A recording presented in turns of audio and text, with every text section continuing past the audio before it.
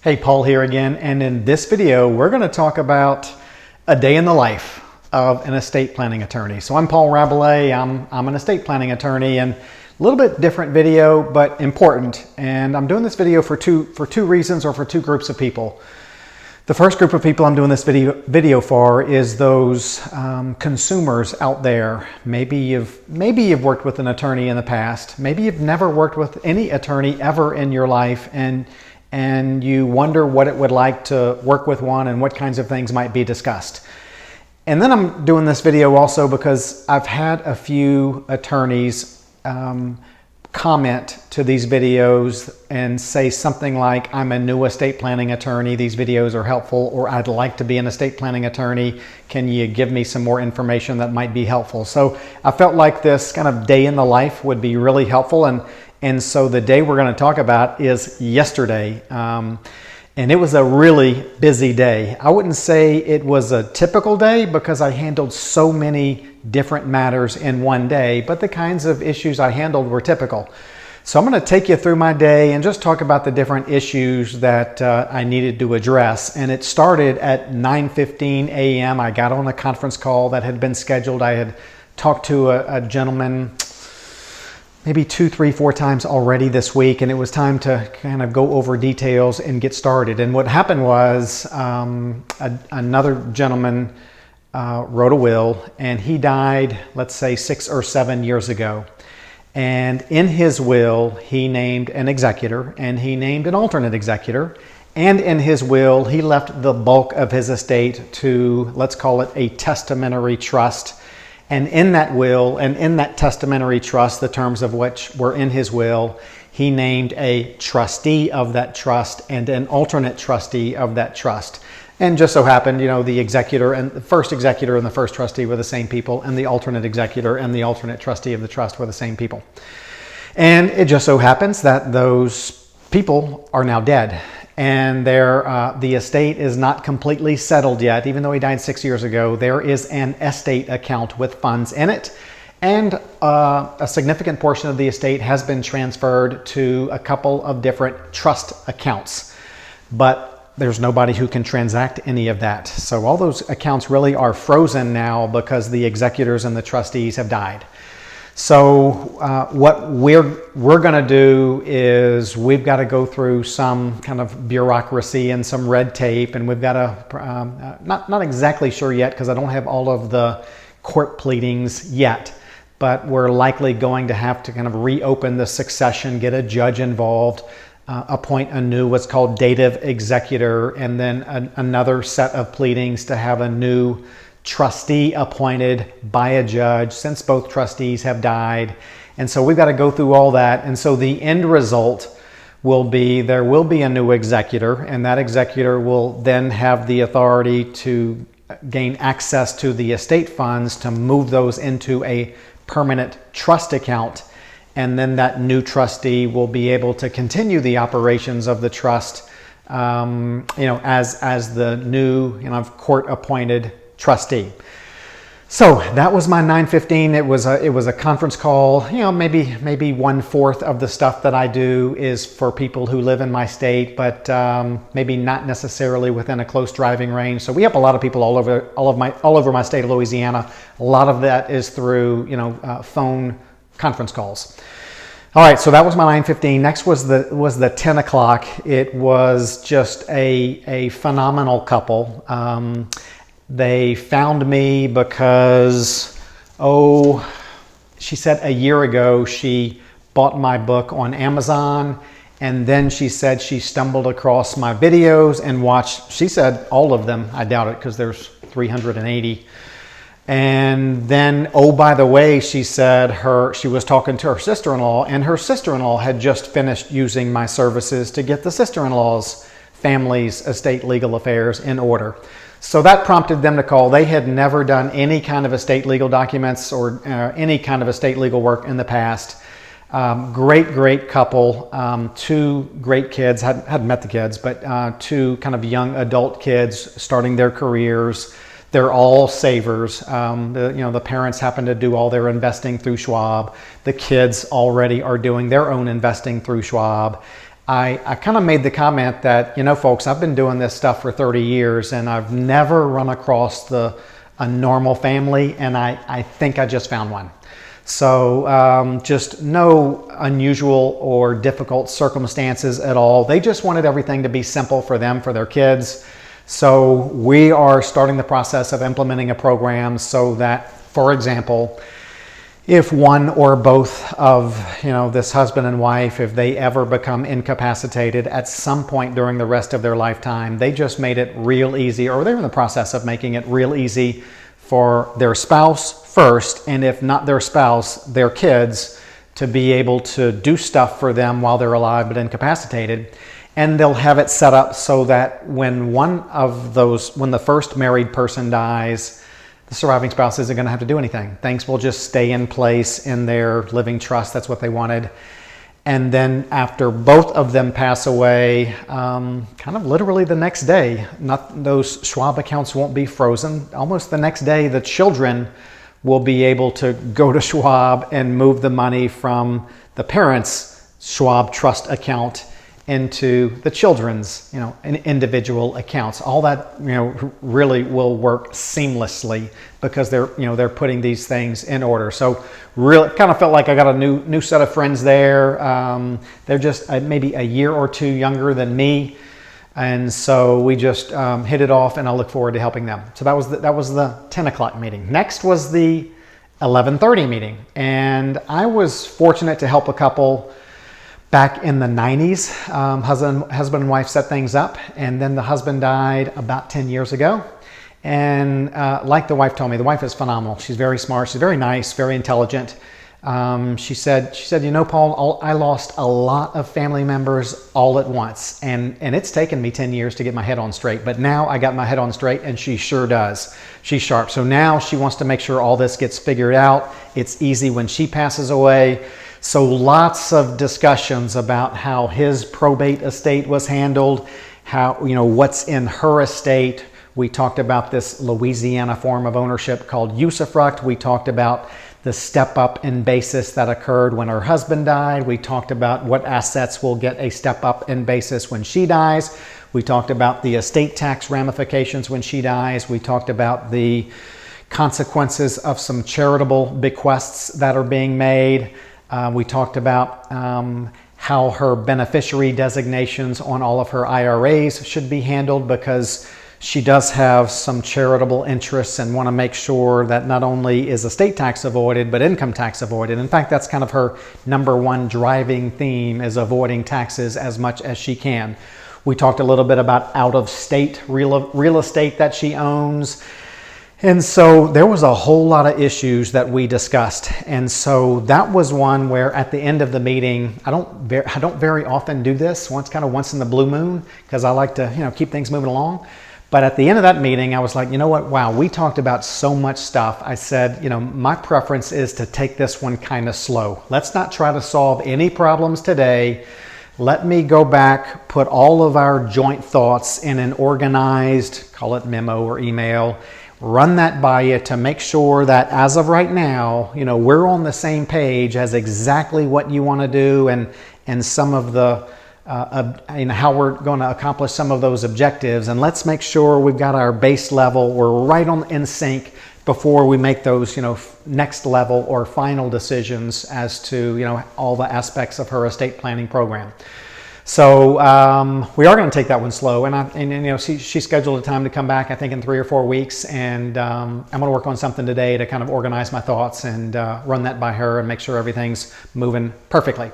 So that was 11:30. All right, 12:30. That was a couple that a family that I met with the day before. And because of some kids that were just in town temporarily, going to get on an airplane today, 2 days ago when I met with that family the first time, I made a decision that our office would kind of drop everything that we had going on so that we could put some things in place so they could come back the next day to kind of finalize and get some things in order. So the main concerns with that family was the parent had recently sold some family property, and the parent and the 3 children, all great relationships, great family. They wanted to make sure that money was protected for the parent and then would ultimately be for the children equally. So the things they wanted to protect it from was they wanted to protect it. They all very much acknowledged that they wanted to protect it from the parent getting scammed. So many scams out there, and there had been some attempts to scam the parent over the last couple of years. They wanted to protect the money in case the parent needed to go into the nursing home in a few years. And so there were a couple of other things that they mentioned they wanted to protect it from. So they wound up leaving the office yesterday. We did drop everything, but they wound up leaving yesterday with I'll call it a family trust in place. That money's not going anywhere. The family's going to control it. Mom can't get scammed. If mom goes into a nursing home, 5 years from now or later, that money is not going to have to be consumed at the nursing home. The children are very much all on board and helping kind of control as a trustee this family trust, and they all have the same objective. This money's for mom. Whatever she needs, we're going to make sure she gets it, and then when she passes away, if there's anything left, it'll come to us. So put that in place yesterday, so I think the family was real pleased. They had come to me because they were referred by another kind of longtime lawyer friend that they had. So that was the 12:30 meeting. Next was the 1:30 meeting, and that one was another telephone conference. I gave a talk there's a financial advisor who I know, many mutual clients. That financial advisor got some of his clients together in his conference room and asked me to come speak with them. So that was, I think I gave that presentation just 3 days ago. One of the couples that was at that presentation said, Paul, we need your help. And so we scheduled a call. I called them at 1:30 yesterday, and we're well on our way to getting things done. Their concerns were they were very specific about, they clearly wanted, when one of them died, for the surviving spouse to have complete control over everything. And then just as important to them was that after they both pass away, they had a very specific distribution schedule that they wanted for their children and for certain children and certain grandchildren, because of some relationship dynamics that had taken place over the last 20 years or so. So, and they wanted to make it real, as simple as they could for one of their children to be able to do what needs to be done after they both pass away. So we're well on our way of setting up that trust. And so, when one of them dies, the survivor stays in control, doesn't need to do anything. When they both pass away, that child that they want to handle things and that child that they want to make things easy for will have immediate access to be able to follow the distribution schedule that we make and get things done without difficulty, and then without all of the court and government and attorney involvement. So really, really great couple. It was really great meeting them, and look forward to helping them. So that was the 1:30. Then next was the 2:30 in-office meeting. Very, very nice woman in her mid-70s, came in, not sure how she got my name, but her husband died years ago and he didn't have a will, so that probate was done, and she has 3 children, and one of her children has special needs, is getting some government benefits from a Medicaid program that are significant. One of her children just cannot handle money, has had some health problems, can't handle money. So that was a big concern. And then her third child, very, very responsible, lives in another state. So her whole thing was, based on what my children will inherit from their father when I die, and based on what my children will inherit from me when I die, I want to make sure it's all structured so that my disabled child's benefits are protected, that my other child who really can't handle money, that his part goes in a trust so he gets it over time, maybe a monthly income, and that my responsible son, she didn't say that, those are my words, can oversee all of that during this woman's lifetime and then after the woman passes away. So that was another one where I said, because she kept saying a couple of times, you know, I ought to talk to these two children and get some input from them before I make some final decisions. And I kept hearing her say that. So when I got as far as I felt like I was gonna get, I said, you know what, let's take a time out here. You've mentioned a couple of times you'd like to get the input of two of your children. I think you should go get that input and then come back, and then we can start making some decisions.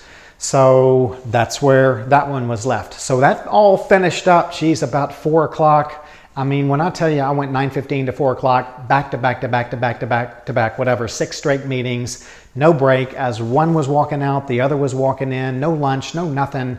But very fortunate to be working with so many outstanding people. And it is a great responsibility on my part, because I know that these folks are relying on me to help them arrange things so that, you know, their next generation, and even in many of these cases, the next generation, everything goes smooth and things, you know, go like our clients would want them to go without all that difficulty that you hear about all the time. So very thankful for that. And so that was one example of a day in the life. I'm going to tell you about today, but that was yesterday, and a little out of the ordinary. The issues weren't out of the ordinary, but the fact that it was 6 of them back to back to back to back to back was kind of exhausting. I mean, at 4:30, I was like more mentally exhausted than physically exhausted. And it seemed like when I got home, I wanted to do some work and get on the computer and just have some fun with some stuff. But I was like, man, I had to just chill out for a while. Okay, now today, different story. Today, not even going into my office. Don't have any client meetings scheduled, but I've got some important things to do. Couple of client matters in particular. One is a wealthier client, has kind of a, not exactly sure what he wants to do with his estate, but pretty sure. We've talked a couple of times. And so he sent me a ton of information. And so I'm going to put all that together and organize it, get that back to him so we can all make sure we're on the same page as we move forward and make some final decisions. That's going to take me a couple of hours of uninterrupted time. And then there's another client matter. I'm going to put a bunch of thoughts together, get it to the client. So again, make sure we're on the same page so we can keep moving forward. That's probably another hour and a half to 2 hours of uninterrupted time that I'll need for that one as well. So that's my today, along with making the video and, you know, doing other kind of stuff that I do on a daily basis. Okay, so that's a day in the life. Real important though that you hit the subscribe button and the notification bell, give it a thumbs up. That all helps our YouTube algorithms. If you have any comments, constructive or the, you know, best ones are constructive, you know, shoot them down in the comments below. And be looking for videos on a pretty much daily basis, 10 a.m. Central Time, unless I have another one of these days where I get exhausted. But quite frankly, I say get exhausted, but you know, kind of it's why I go to work every day, to be able to have the opportunity to help people. Okay, we'll see you tomorrow.